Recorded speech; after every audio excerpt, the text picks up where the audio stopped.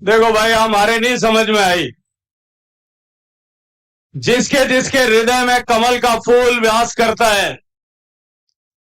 जो मां भारती का सच्चा सेवक है, और जिसको मेरी आवाज अगर सुनाई दे रही है, वो अपने दोनों हाथ खड़े करे। मैं देखना चाहता हूं किसके किसके हृदय में मां भारती का चित्र आज उपस्थित है। मुट्ठी बंद करे और पूरी ताकत से बोले, भारत माता की, भारत माता की। पुष्कर के उस ब्रह्मा मंदिर में दुनिया के सबसे लोकप्रिय नेता आदरणीय नरेंद्र मोदी जी को यह भारत माता की जयकार सुनाई देनी चाहिए कि राजस्थान के रणबांकुरे आज पृथ्वीराज चौहान की इस पवित्र धरती पर आए हैं। एक बार फिर दोनों हाथ उठा करके पूरी ताकत से बोलिए, भारत माता की। सम्मानित मंच,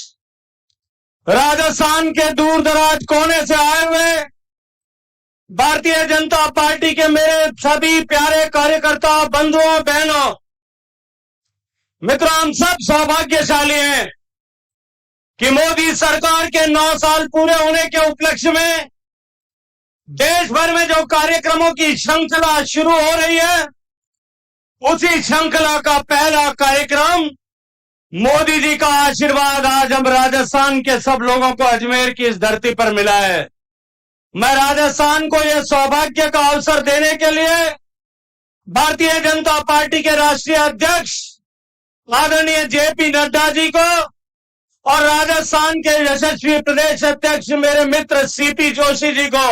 हृदय से राजस्थान के कार्यकर्ताओं की तरफ से धन्यवाद देना चाहता हूं, उनका अभिनंदन करना चाहता हूं। मित्रों, 2014 से पहले जिस तरह की व्यवस्था इस देश में थी, जिस तरह से लूट खसोट, भ्रष्टाचार, भाई भतीजावाद, कुशासन के कारण से गरीबों का शोषण जिस तरह से देश में हो रहा था, गरीब को राजनीति की गोटी मान करके वोट बैंक की तरह जिस तरह उसे उपयोग किया जा रहा था, देश की जनता का इस ऐसे महान लोकतंत्र की व्यवस्था जिसे हमने लाखों लोगों की कुर्बानी के बाद प्राप्त किया था, आजादी के 2 शताब्दी लंबे संघर्ष के बाद में प्राप्त किया था, लोगों का विश्वास इस व्यवस्था से उठने लगा था। मित्रों, मैं अभिनंदन करना चाहता हूं आप सब भारतीय जनता पार्टी के देवतुल्य कार्यकर्ताओं का कि आप सब कार्यकर्ताओं के भागीरथ परिश्रम से, आपके पुरुषार्थ से 2014 में जो सपना दीनदयाल जी और श्यामा प्रसाद मुखर्जी जी ने जो सपना देखा था, जो बीज आरोपित किया था, वो बीज वटवृक्ष का रूप लेकर के वो सपना सच हुआ और पहली बार देश में किसी की गैर कांग्रेसी पार्टी को पूरे बहुमत की सरकार बनाने का अवसर मिला। मित्रों, सरकार बनने के साथ में जो संकल्प मोदी जी ने व्यक्त किया था कि मेरी सरकार गांव, गरीब, पीड़ित, शोषित, वंचित, दलित, इन सब के जीवन में परिवर्तन लाने के लिए काम करेगी। मेरी सरकार भारत का सम्मान बढ़ाने के लिए काम करेगी। मेरी सरकार प्राण और प्रण से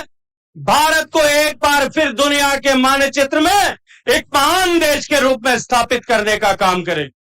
मित्रों, आज 9 साल बीत गए, हम पीछे घूम करके देखें, आज जिस तरह से गरीब के जीवन में परिवर्तन लाने की विभिन्न योजनाएं सफलतापूर्वक धरातल पर उतारी गई। गरीब जो केवल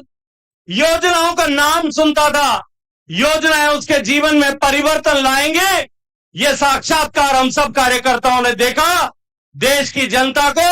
और आप सब कार्यकर्ताओं को यह सेवा का अवसर प्रदान करने के लिए मैं आज इस मंच पर खड़े होकर के अभिनंदन करना चाहता हूं, उनका साधुवाद करना चाहता हूं। मित्रों, अभी सभी वक्ताओं ने चर्चा की, मैं उस विस्तार में नहीं जाना चाहता, लेकिन एक परिवर्तन पूरे देश ने देखा है और उस परिवर्तन के चलते जिस तरह की परिस्थितियां बनी है, भारत में सामान्य व्यक्ति सशक्त होकर के मूलभूत आवश्यकताओं की पूर्ति से ऊपर उठ करके जिस तरह से आज देश के विकास में, देश के निर्माण में कदम ताल करते हुए, साथ चल करके भागीदारी निभाते हुए जिस तरह से विकास के पथ पर देश को आगे बढ़ाने के लिए काम कर रहा है, आज उसका परिणाम पूरी दुनिया देख रही। भारत की ताकत जिस तरह से बढ़ी है, देश के हित को प्रथम मानते हुए जिस नीतियों के साथ में सरकार ने काम किया है, आज उसका परिणाम पूरी दुनिया में दिखाई देने लगा। सर्जिकल स्ट्राइक और एयर स्ट्राइक के बाद में जो संदेश माननीय मोदी जी की सरकार ने, माननीय प्रधानमंत्री जी ने दुनिया को दिया कि भारत के विरोध में चलने वाली कोई भी गतिविधि, चाहे वो भारत की भूमि से हो रही है या दुनिया के किसी दूसरे देश की भूमि से हो रही है, हम उसे बर्दाश्त नहीं करेंगे, भारत उसको स्वीकार नहीं करेगा। यह संदेश देने के बाद में भारत की ताकत आज जिस तरह से बढ़ी है, दुनिया का कोई भी प्लेटफॉर्म, चाहे वो संयुक्त राष्ट्र संघ का मंच हो, चाहे G7 का मंच हो, चाहे G20 का मंच हो, चाहे G11 का मंच हो, दुनिया का आज कोई भी प्लेटफॉर्म ऐसा नहीं है जिस प्लेटफॉर्म पर भारत की धाक न हो, जिस पर भारत के हितों के विपरीत किसी तरह का निर्णय किया जा सके। मित्रों, क्या हम सब ने कभी कल्पना की थी कि एक दिन ऐसा आएगा जब भारत का प्रधानमंत्री, जिसको मिलने के लिए अमेरिका का राष्ट्रपति समय तक नहीं देता था प्रवास में, वो अमेरिका का राष्ट्रपति दौड़ करके पीछे जाकर के उनसे हाथ मिलाने के लिए अपनी कुर्सी छोड़ करके मंच से नीचे उतर जाएगा? क्या हमने कभी कल्पना की थी कि इंग्लैंड की महारानी जो भारत के प्रधानमंत्री को हाथ में मोजा पहन करके हाथ दूर से नमस्कार करती थी, वो भारत के प्रधानमंत्री को हाथ मिलाने के लिए पंक्ति में खड़े होकर के आप जो है आगे बढ़ करके आएगी? क्या हमने कभी कल्पना की थी कि किसी दुनिया के दूसरे देश का राष्ट्रीय अध्यक्ष अपने देश में खड़े होकर के माननीय प्रधानमंत्री जी को यह कहेगा कि आप हमारे बॉस हैं, दुनिया के बॉस हैं? क्या हमने कभी कल्पना की थी कि दुनिया का किसी दूसरे देश का प्रधानमंत्री भारत के प्रधानमंत्री के पांव छू करके उनका अभिवादन करेगा, उनका अभिनंदन करेगा? मित्रों, ये जो भारत की ताकत बढ़ी है, ये ताकत आप लोगों के पुरुषार्थ और परिश्रम